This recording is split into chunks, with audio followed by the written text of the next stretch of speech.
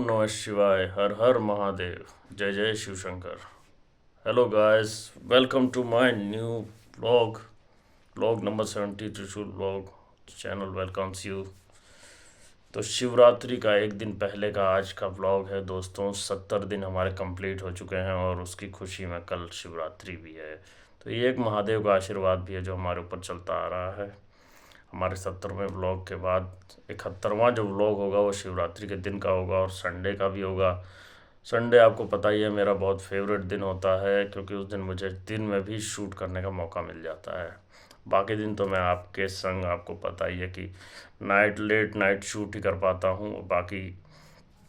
और आज का दिन है शनिवार का। शनिवार का दिन भी बहुत ही, वैसे तो सारे दिन अच्छे रहते हैं, बट ये है कि शनिवार का दिन एक अपने अंदर एक ख़ास अहमियत रखता है, क्योंकि अगले दिन की टेंशन नहीं होती कि हमें ऑफिस जाना है या लेट जाना है या जल्दी जाना है या नहीं भी जाना है, तो अपने मर्ज़ी होती है। बट ये है दोस्तों कि हम एक दिन पहले थोड़ा सा चैन से अपना काम कर सकते हैं, उठ सकते हैं, सो सकते हैं, थोड़ा सा हेजिटेशन कम होती है, जिम्मेदारियां थोड़ी सी कम हो जाती हैं, थोड़ा अच्छा लगता है लाइफ को भी जीने में और आप लोगों से बातें भी करने में। दो चार बातें हो जाती हैं आप लोगों से, आप सभी का प्यार मिल जाता है, आप सभी का अफेक्शन मिल जाता है, इसी में हमारा काम चल जाता है गाइस। तो शिवरात्रि का कल दिन है, तो भोलेनाथ का नाम लेते हुए हमने आज का ये व्लॉग स्टार्ट किया है। 70 जर्नी गाइस, 70 दिन कैसे कंप्लीट हो गए नहीं पता चले। हाँ, वैसे तो पता है मुझे कैसे कैसे हुए हैं, बट अगर देखा जाए तो 70 दिन ये कैसे निकल गए पता भी नहीं चला। सर्दियाँ आई, सर्दियाँ ख़त्म होने वाली हैं और व्लॉग हमारा कंटिन्यूस चलता ही जा रहा है, चलता ही जा रहा है गाइस। तो आइए इस व्लॉग को स्पेशल बनाते हैं। शायद ये कोइंसिडेंस नहीं, ये महादेव जी का एक सिग्नल ही है। तो गाइस, अपनी ब्लॉग की जर्नी टॉक हम करते हैं कि मतलब इसमें जो की लाइन्स हैं हमारे की, कब कब मन नहीं किया शूट करने का, और ये 70 व्लॉग कैसे कंप्लीट हुए। ऑफिस की टाइमिंग 8:30 से रात 9 बजे तक। थकान है फिर भी व्लॉग शूट होता ही रहा। ये कुछ की लाइंस हैं गाइस जो आपको पता है कि जो मेरे साथ, जो मेरे पर्सनल व्लॉग में घटता रहता है कि ऑफिस मेरा 8:30 से 9 तक का होता है नॉर्मल। 8:30 से 8:30 भी हम आ सकते हैं, बट ये है कि काम धंधे के ऊपर होता है, तो थोड़ा 8:30 से 9 बजे तक तो मैं बिल्कुल ही बिज़ी रहता हूँ। और आपको पता है 8:30 सुबह जॉब जाने के लिए भी 1 डेढ़ घंटे पहले आपको उठना पड़ता है। तकरीबन 7 बजे तक आपको उठ ही जाना है, नहीं तो लेट होने की संभावनाएं ज़्यादा हो जाती हैं। और 9 बजे आने के बाद आपको पता है फिर 9:30 तक घर पहुँचो, उसके बाद आओ अपने कपड़े वपड़े चेंज करो, फ्रेश हो, उसी में का गैस बिस्तर पे लेटते लेटते ही 12 बज जाते हैं। तो लेट नाइट व्लॉग तो शूट होना ही है। उसके बाद मुझे व्लॉग भी बनाना है, उसके बाद उसे एडिट भी करना है, थंबनेल भी बनाना है, उसके बाद फिर अपलोड भी करना है। तो ये 4 चरण होते हैं इसके। Four four types of gears होते हैं, जो जैसे गाड़ी में 4 गियर होते हैं ना, वैसे इसमें भी व्लॉगिंग के भी 4 गियर होते हैं, ये हमें अपनाने पड़ते हैं। तो इन सब चीज़ों को देखते हुए सारी चीज़ें अपना करते रहते हैं, क्योंकि इसमें हम स्किप नहीं करते किसी भी चीज़ को, ये लगातार होता ही रहता है। व्लॉगिंग जर्नी में मुझे जो दिक्कतें आई, जैसे कि कभी कभार ऐसा होता था कि कभी कभी बहुत ज़्यादा थकान हो जाती थी, तो मैं कहता था यार आज ब्लॉग कैसे बनाऊँ, बहुत दिक्कत होती थी। लेकिन मैं कहता था कोई नहीं, थोड़ा शॉर्ट ही बना लेंगे, लेकिन बना लेंगे। लेकिन बनाते बनाते एनर्जी इतनी आ जाती थी ना कि वो शॉर्ट व्लॉग मेरा 12-13 मिनट का हो जाता था। आपने देखा होगा मेरी अधिकतर वीडियोस 12-13 मिनट की है। तो गैस, उसको धीरे धीरे करके हम जो सोचते हैं वो हो ही जाता है, जो मेहनत करना चाहते हैं वो भी हो जाता है।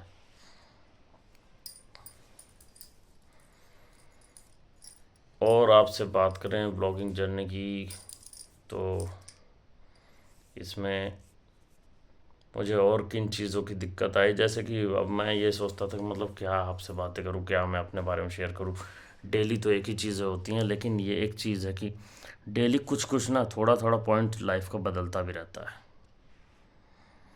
आज जैसे मैं वॉरेन बफेट की कहानी सुन रहा था कि मतलब कि उन्होंने कैसे कैसे निवेश करते करते अपनी जर्नी को एक्सपेंड किया है। तो उन्होंने तकरीबन अब 19 ईयर्स के हो गए हैं वो, अब जाके वो रिटायरमेंट उन्होंने लिया अपने काम से। उन्होंने मतलब इतनी बेसिक लाइफ रखी हुई है, इतना ज़्यादा पैसा होने के बाद भी आज भी वो उसी घर में रहते हैं अमेरिका के, जिसमें वो कभी अपने गरीबी के टाइम में रहते थे। तो उसी घर में वो आज भी रहते हैं और आज भी एकदम सिंपल लिविंग हाई थिंकिंग वाला अपनाते हैं रूल।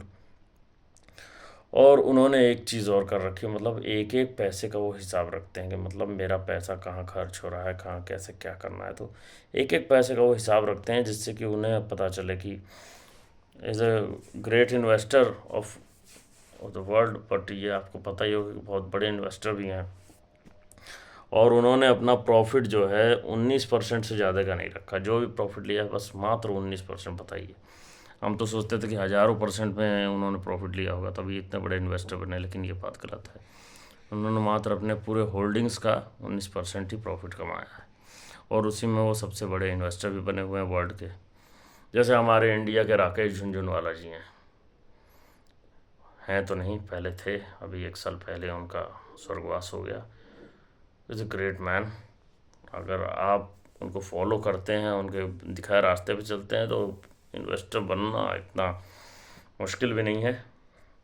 तो गैस ये कुछ मैंने आज डॉक्यूमेंट्रीज मैंने देखी थी वीडियो में यूट्यूब के, तो इससे काफ़ी कुछ सीखने को मिलता है। ये बात नहीं है, ये डॉक्यूमेंट्री आप देखोगे ना तो आपको काफ़ी कुछ सीखने को मिलता है। जो भी फेमस लोग रहे हैं तो उन्होंने अपनी लाइफस्टाइल से कैसे अपने लाइफ को चेंज किया है, इतना बड़ा कॉर्पस उन्होंने कैसे बनाया है, करोड़ों अरबों का जो कॉर्पस होता है वो कैसे बनाया जा सकता है। तो उन्होंने बहुत सिंपल लिविंग में बताया है कि मतलब आप छोटे अमाउंट से भी आप बना सकते हैं, ऐसी बात नहीं है।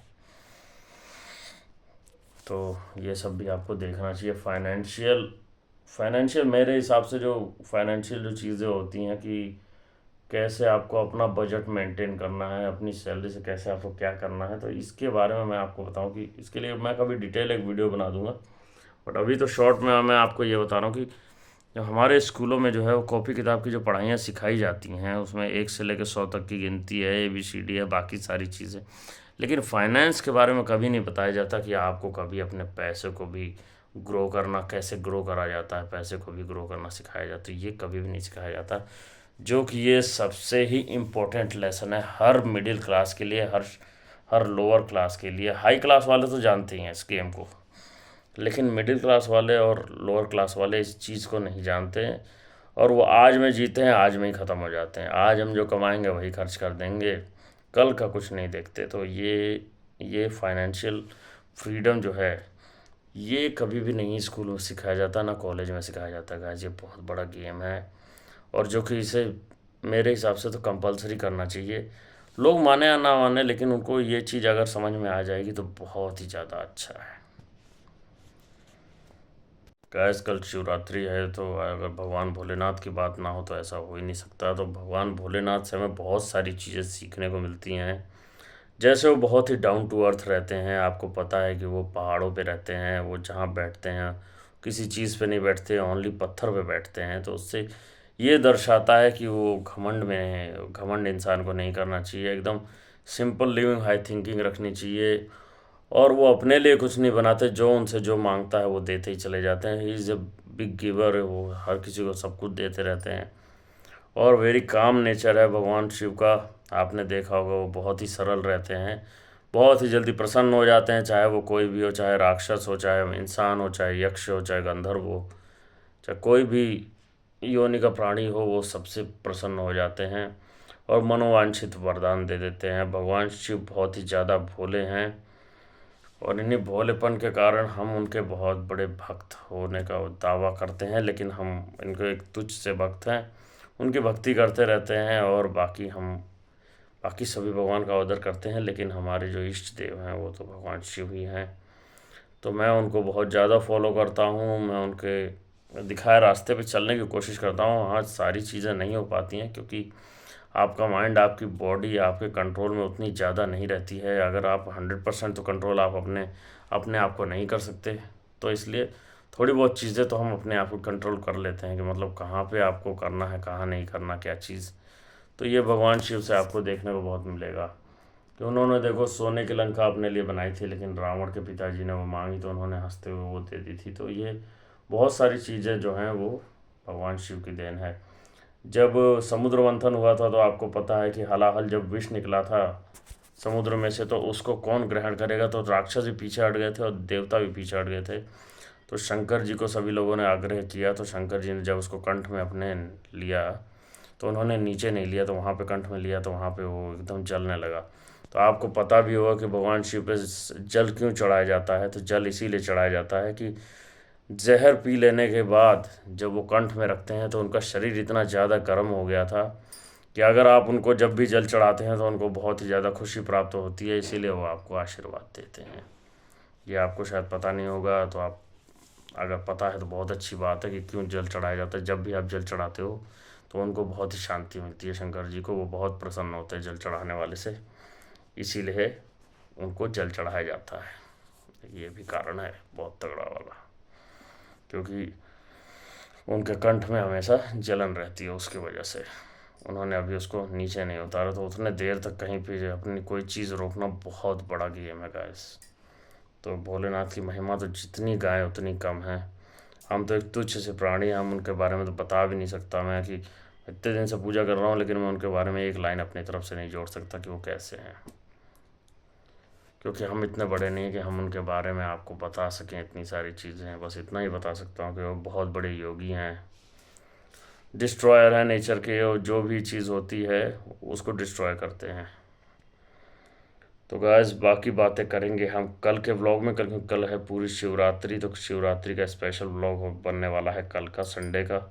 उसमें हम आपको बताएंगे और भी कई सारे रहस्य खोलेंगे भगवान शिव के। तो गाइस आज के व्लॉग को हम यहीं एंड करते हैं, मिलते हैं आपसे कल। जय भोलेनाथ।